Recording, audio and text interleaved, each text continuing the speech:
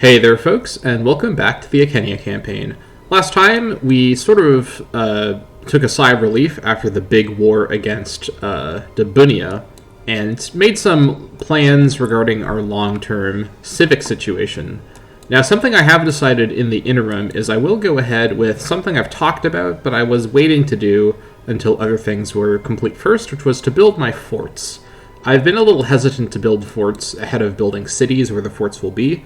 However, even though I would prefer to have the cities set up already, I think the previous wars we've been in have shown that if we're not able to hold the enemy at the front line, them getting into our core territory and roaming around, threatening everything, can definitely be a bit of an issue. So with this in mind, there are actually two locations I do plan to build forts in, since we do have the money right now. Those locations being Canetio and Londinium. These, of course, are going to be future cities / capitals, so let's go ahead and get that going. Let's build in Canetio first, I think. And we're going to build...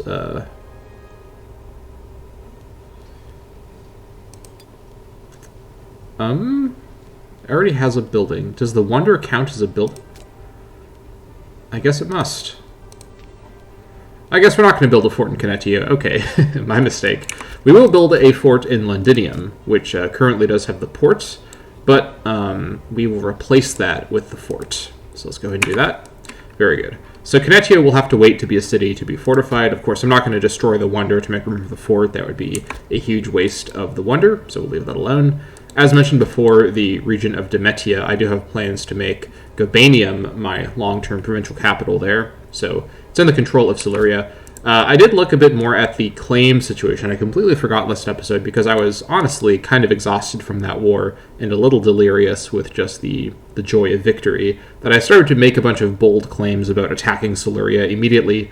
Of course, that's not possible. I don't have any claims on them, so I'd have to actually, well, I should say it is possible, but this is what that would do. It would obliterate our stability, cause a lot of war exhaustion, and also give us a fair bit of aggressive expansion. That's no good.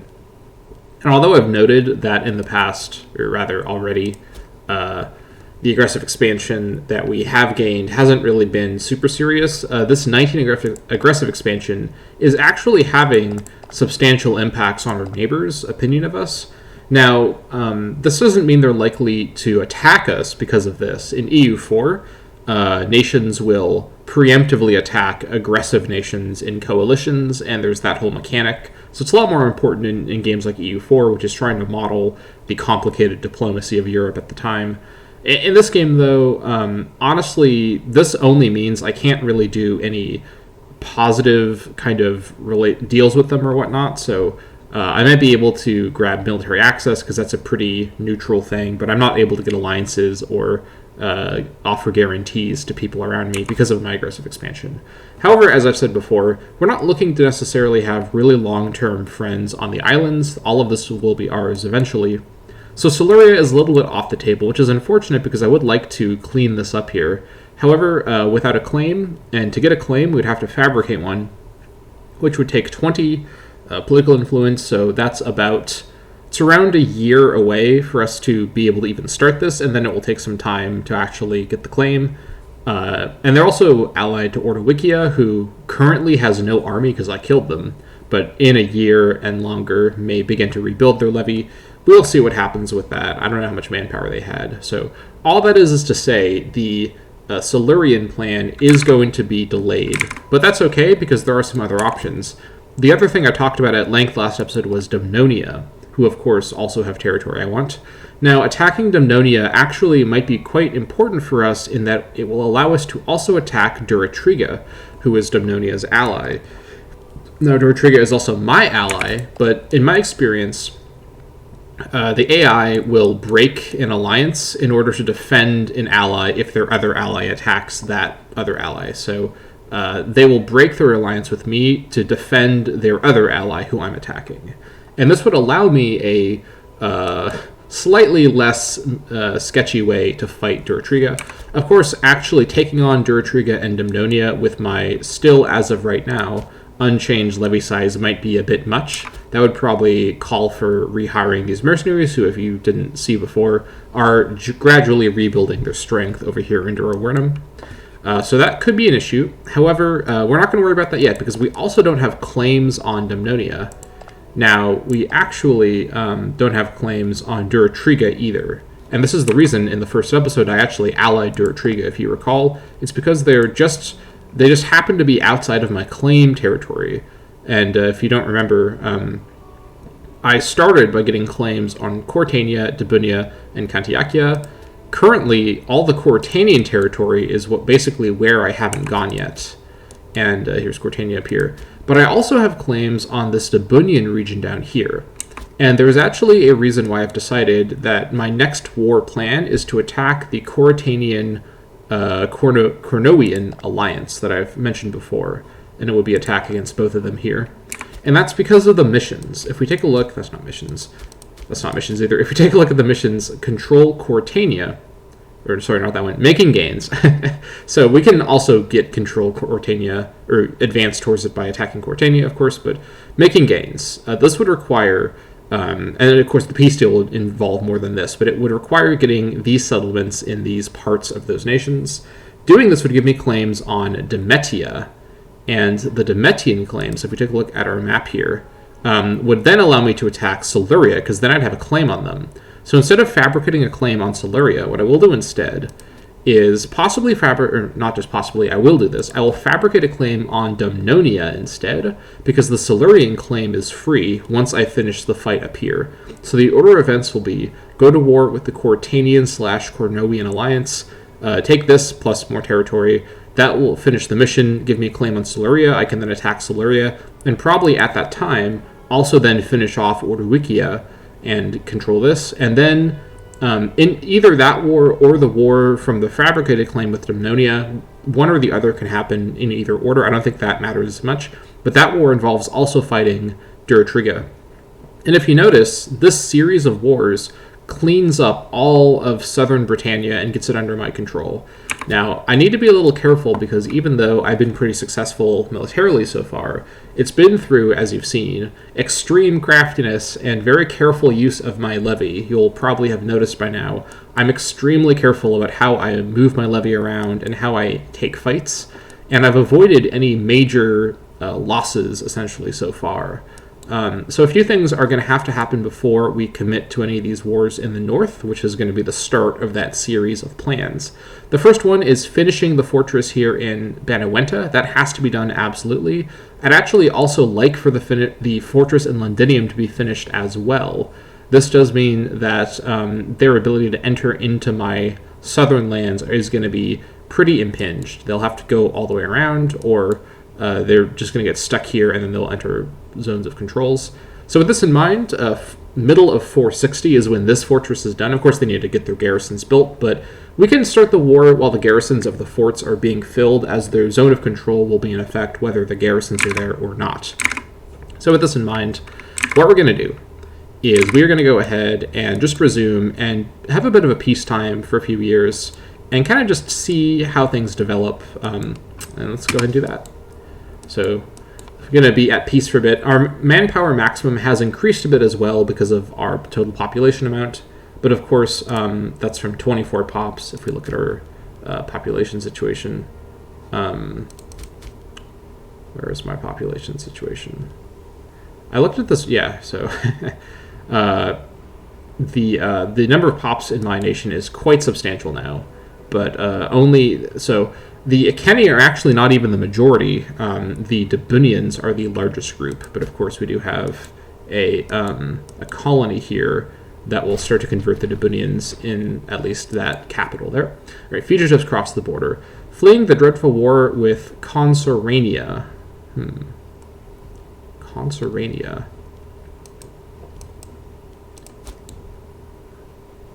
I'm not sure where that is. It doesn't matter a lot. But a number of important dignitaries have managed to escape into our lands, hoping to find refuge. Our advisors recommend against giving them asylum to the fragile political circumstances in our region, and indeed, much favor may be gained with Consorania if we were to finish their job for them. So we could get a couple of very loyal Volcae, okay? They are druidic, so that's kind of what matters the most. Anyone quite substantial? You and you have some pretty good stats, but you're not Icenia, which is an issue for me. I could put them to death and gain some opinion with Conservanium, who I'll admit, I'm not sure where they are. Where's the Volke living? Volke.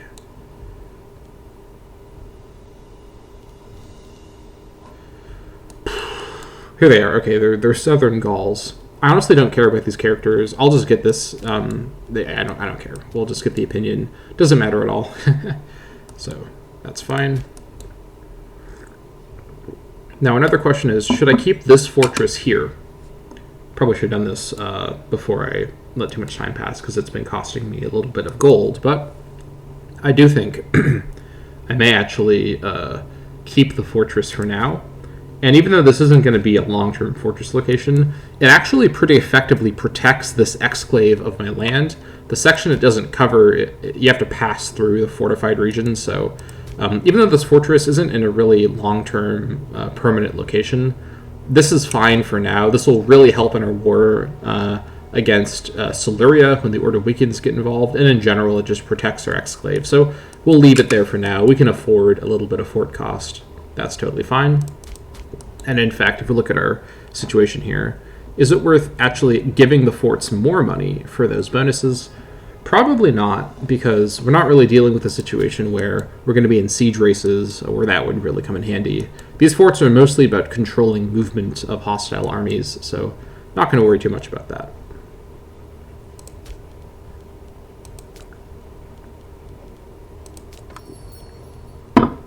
We do have some more trade offers coming up here. Looks like it's for leather from Demetia.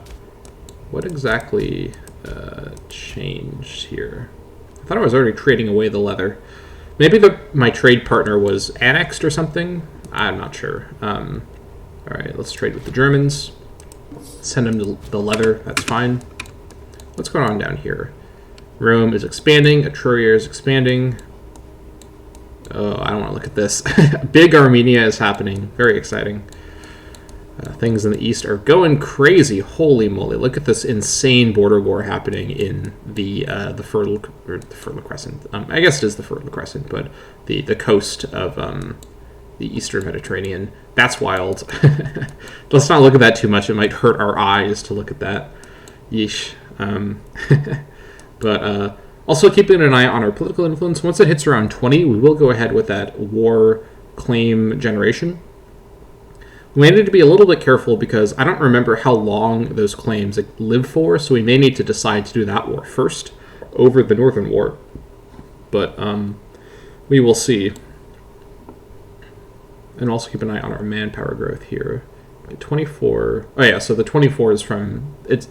When I saw the from pops 24, I was thinking, do I have 24 pops? That's not right. And I thought, do I have 24 Icenia pops? That's also not right. It's 24 manpower gained from all of my pops. So that's what that means. So nothing to worry about there. In terms of the culture map mode, by the way, here's the situation. Icenia has not really spread much. It's just in my core that I started with and also in my colonies. These other places are not going to become fully Icenia very quickly. So this is going to be a very long-term project for sure. So we'll have to be a little aware of that. But should be fine. Stability increasing, that's good. I suppose I could use where my stability is at now that it's above 35, to change a law, but as I noted last time, there's actually not any laws that I can change because this requires 30 centralization, so we'll leave that. I could change a deity, that's the other thing I could do with my stability. But are any of these deities in need of change? Probably Tautatus is going to be the one who gets changed here. Because cohort starting experience isn't super valuable, and the war score cost isn't one I'll pick ever over the other ones. What other options do we have here? Something passive that affects my army fighting ability is probably what we want. So morale or discipline, like this one. Discipline in the passive, that's pretty good. Omen of Fort Defense is fine, but not super great. Monthly military experience 5% could be good. Omen of Morale is fine. And Bremenium, under control of Votadinia. Okay. Maintenance cost and AE, nah. Morale and manpower. I think in the first or second episode, I mentioned Andraste being a god we might follow because of this really strong combination of effects. Omen of Manpower Recovery is always a big winner in this game, to be honest, and passive of Morale is really solid. Pop capacity and claim fabrication speed. Passive of pop capacity is quite nice for a what would otherwise be like a military effect. That's pretty useful. Or, again, I like pop capacity a lot, but it's not going to become important for us to have those modifiers right now. But the morale 3% is actually quite a bit.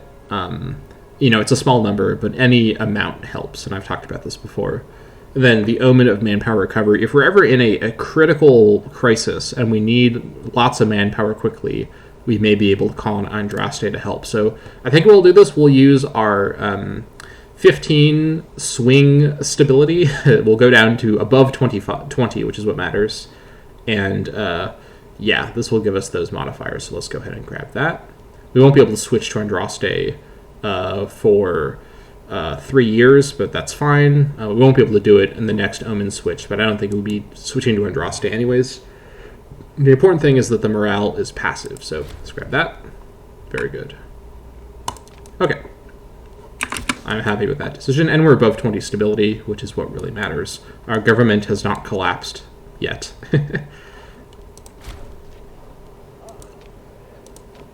No prisoners, I forgot. Good. Taxing Druids. Lately, some of our leaders have started to take advantage of the Druids and their role in society, even going as far as to expect them to contribute monetarily to the nation. They are the pride and center of our faith, and it is clear this is a taxing situation for them. Man, paradox. Nice one. Britomarius Urcus is speaking for the Druids. He's the high priest, so I suppose that makes sense, and demands an end to this abuse of power. Otherwise, how will our relations with the gods pay off? I'm detecting a stability bonus in one of these options. Let's see if I'm right. Ooh. Oh, this is much better than what I was thinking. 15 political influence. That's about 15 months that we're getting from just this, and some loyalty with the high priest. What in the world could possibly compete with this? 10% national tax in the whole nation for 10 years. Corruption and loyalty loss as well. That's not worth it at all. Definitely going to pick this one. 15 influence, that is actually quite huge. It'll let us start getting our claim on Dumnonia immediately. And this character who was at 50, which is fine, he's going to be a bit more loyal. So let's stop the taxing of the Druids. It is leaving the Druids feeling taxed. Very good. All right. Well, Dumnonia. I guess I shouldn't say anything to them. I was about to say, you know what time it is, but if I announced that I was fabricating claims, that would kind of defeat the point. Fabricate the claims on Dumnonia. And it's 54 in the province. Okay. Okay, so what's our timeline for this here? 1st of September of 460. Okay. So that is actually around the time the Londinium fort finishes. This is 8th of July of 460. So we actually, probably what we'll do, because again, I don't remember how long the claim lasts. It might be a permanent claim. I play CK3 a lot, so I get the claim mechanics in this game and that game kind of mixed up sometimes. In that game, claims are often not permanent. But anyways, so what I might do instead is do the Northern War and bring in Durotriga as my ally so that I can have them help me out / be the distraction, and then betray them in the Dumnonian War. So that sounds fine. Me doing this claim shouldn't mess up my alliance with them or anything, so that should be fine. Okay, let's resume.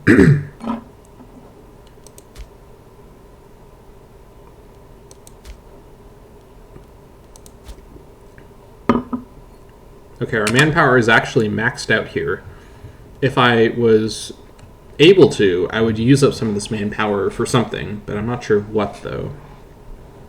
I could alternatively try and build something that increases my manpower cap so that this 20 per month is not going to waste. Anything in our cities, perhaps. Could, of course, build, let's see here.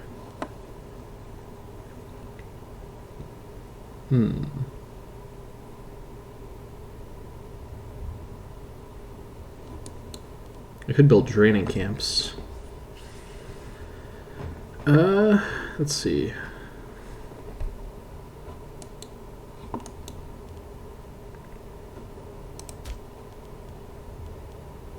Or I could build more marketplaces.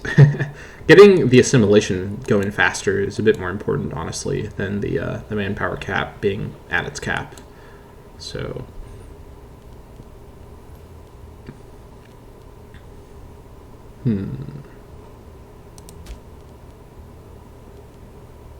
adds 1 manpower.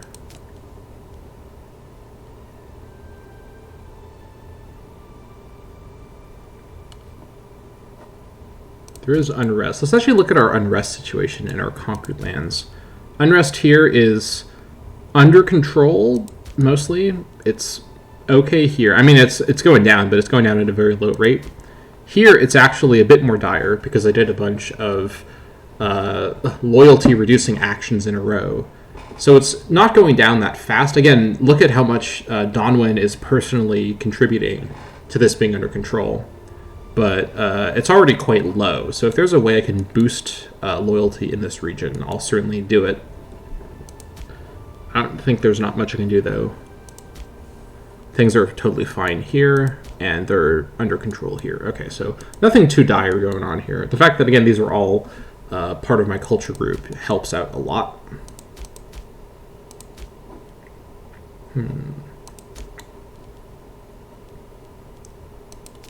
Pop info. We do have quite a few non-Icenia slaves living here. What's their 0.72? I think I might actually build a market in Wenta Icenorum, because there are slaves here I want to convert to Icenia. So let's go ahead and build a marketplace. That's great. And yeah, I'm going to save the rest of my money. I could do more infrastructure stuff, but I actually don't want to go too low on money. Of course, the mercenaries, they haven't recovered yet, so I can't hire them, or I can't show you the hire screen. But if I were to look on the mercenary thing, where are they at? Here they are. Oh, I can't even tell, but the contemporarily sized is 100, so yeah, I'd be able to afford them. It might just be a little close, you know. So that's fine. Continue waiting for these forts. Pop it up to speed 3 since it's peacetime. No need to go super slow while we're just waiting around for forts. In Britannia, Brigantia has conquered in the northern regions. I don't think there's been much else crazy activity happening. Over here, it all looks about the same. Nothing too crazy. The main action, of course, is on Italia and over in the Greek and Turkish areas, or Anatolian areas. As expected, the Antagonid kingdom has collapsed, or almost has collapsed. And Carthage seems to be doing okay. Looks like about what you'd expect. Looks like Siculia has taken Syracuse. That is interesting. Goodbye, Syracuse. Alright. Yeah, this is the other side of Imperator Rome. After all of our crazy warfare, now it's just a matter of waiting around and kind of recovering and getting ready for our future endeavors. So that's very exciting. Donwyn is 32, and her children are now 8. You remember when my children were born. Very exciting. Husband is 30. She's friends with Tascoanus Duicus, which is the tribal chief of Duratriga. My plans with the South will make this friendship a little awkward in the future, but I suppose we'll see how that goes. Their corruption is actually fine. Finish the marketplace in Wenta Icenorum. That's great. So this will improve our assimilation a little bit. Every bit helps, and we're going to get more slaves here in the long term, so definitely worth it. It hasn't shown up yet. Okay. The Antigonids cause waves. Antigonos' death has, combined with recent setbacks, fractured the stability of the Cyclops' kingdom. However, his heir and co-king Demetrios has vowed to hold the kingdom together, despite the defection of local governments to neighboring Diadochi and crumbling support in his remaining holdings. Oh, excuse me. So the Antigone Kingdom has, as I just mentioned, started to really super collapse. Yeah, it's not looking good. Seleucids are rolling in for the kill. Ooh. Goodbye Thrace as well. Holy moly. Stuff's really going wild over here. If you ever want to really just have a chaotic time, play over here in this game. Don't play up here. This is where it's a little bit more slower paced. But yeah, you'll notice, despite our great girth, our actual military situation hasn't really changed at all. We still have just the minimum 4 pops because of our population situation. So that's why I'm focusing so heavily on converting everyone with a population and whatnot. I suppose as well, since we have already done our political influence for the claim, we can go ahead and throw in the... why is this here and not here? Did I misclick last episode? It's possible I did. Either way, we're definitely going to change this now to cultural assimilation. And also, may as well do it up here. Yeah, so just get those under control. That will just stick around while Donwin is alive, and it's absolutely worth it. Oh yeah, the reason it didn't look as high here is because I don't have cultural assimilation in Icenia. In fact, is it even worth changing it in Icenia as well? This would reduce our tax and provincial income. So again, this number here, the 2.69, is an amalgamation of both tax and commerce, but this affects tax and commerce in similar high ways, so... probably isn't worth doing it in Icenia, because the only non-Icenians here are in Vente Icenorum. Should be fine to not do that, so we'll leave that alone.